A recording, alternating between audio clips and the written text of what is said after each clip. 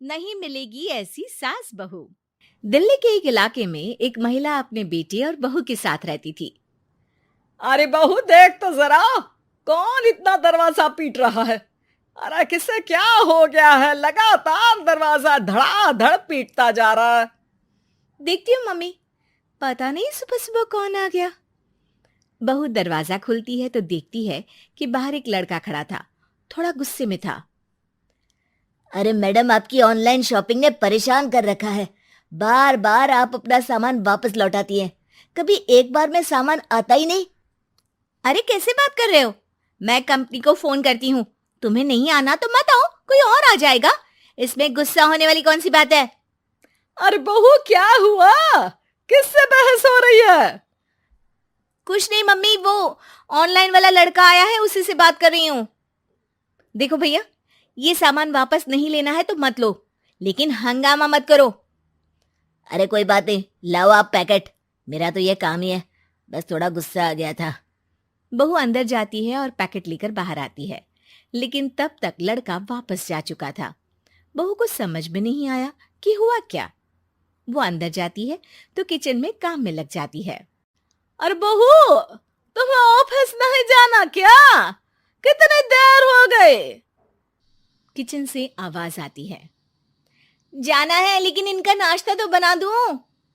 और उनकी चिंता मत करो, तुम अपना नाश्ता लेकर जाओ, मैं बना दूंगी नाश्ता।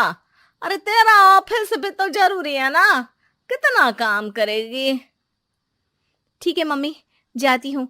रात का खाना साथ में खाएंगे। इसके बाद सास ने दरवाजा बंद कर लिया। शाम को डोरबेल बजी। सास को लगा कि बहू ऑफिस से लौट आई है, लेकिन दरवाजा खोलते ही सामने एक पुलिस वाला है। राहुल यानी कि उसके बेटे ने उससे पूछा, कौन है माँ? अरे पुलिस आई है बेटा, तुम्हारे बारे में पूछ रहे हैं। अच्छा, अभी आया माँ।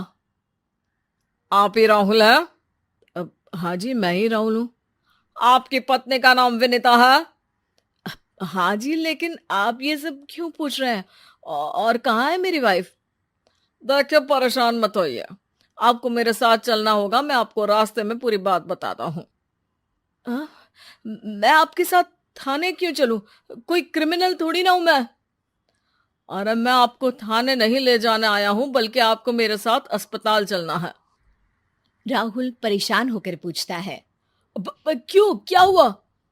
देखिए, आपकी पत्नी का बड़ा एक्सीडेंट हो गया है और वो अस्पताल में भर्ती है। बस किसी तरह से आपका पता मिल सका, इसलिए हम आपको लेने आ गए।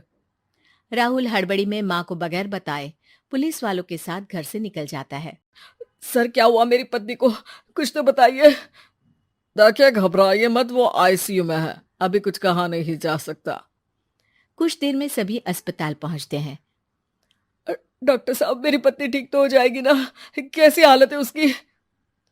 देखिए, अभी कुछ कहा नहीं जा सकता है। सिर में चोट है और खून बहुत बह चुका है।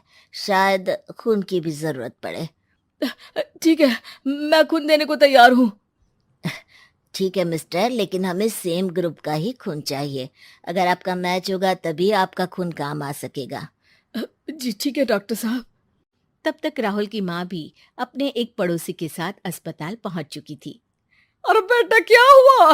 बहुरी कैसी है? माँ, कुछ कहा नहीं जा सकता। अरे बेटा, परेशान मत हो। अरे बहू को कुछ नहीं होगा, वो दिल की बहुत अच्छी है। माँ बेटे बैठे हुए इंतजार कर रहे हैं। सर, आपका ब्लड मैच नहीं हो रहा है और ब्लड हमें अभी चाहिए। अरे बेटा, डॉक्टर साहब से बोलो ना मेरा ब्लड ले ले। अरे माँ, आपकी उम्र हो चुकी है, आपका खून कैसे ले सकते हैं? अरे बेटा, वो बहू कम मेरी बेटी ज्यादा है। उसने दिन रात एक करके इस घर को एक डोर में बांधा हुआ है। अगर वो डोर टूट गई ना, तो मैं अपने खून का क्या करूंगी? राहुल की आंख में भी आंसू आ जाते हैं। ठीक है डॉक्टर साहब, माँ का भी ब्लड टेस्ट कर लीजिए। अगर मैच हो गया तो ठीक है, नहीं तो किसी और को फोन करता हूँ। डॉक्टर ने तुरंत ब्लड सैंपल लेकर भेज दिया। कुछ देर बाद माँ जी का ब्लड ग्रुप मैच कर गया है पेशेंट से। माँ जी तैयार है ना? माँ, क्या सोच रही हो? अरे बेटा, यही कि बहू की जिंदगी के लिए अगर अपनी जिंदगी भी दांव पर लगानी पड़े तो कम है। वो दिन रात हमारे लिए लगी रहती है। हाँ माँ, वो तो है। डॉक्टर साहब, माँ रेडी है, आप ब्लड ले लीजिए। बहू की जान बच गई और उसकी घर वापसी हो गई और एक नई शुरुआत भी। अरे विनीता, नाश्ता तैयार हो गया? जी हाँ, हर मम्मी का भी। पहले मम्मी खा ले, उसके बाद हम खाएंगे। अरे तुम माँ की चमची हो क्या? राहुल, मेरी माँ के जाने के बाद उन्होंने ही मेरा माँ की तरह ख्याल रखा है, और उस रात उन्होंने खून नहीं दिया होता तो शायद आज मैं जिंदा भी नहीं होती। इतना तो माँ के लिए बनता ही है ना।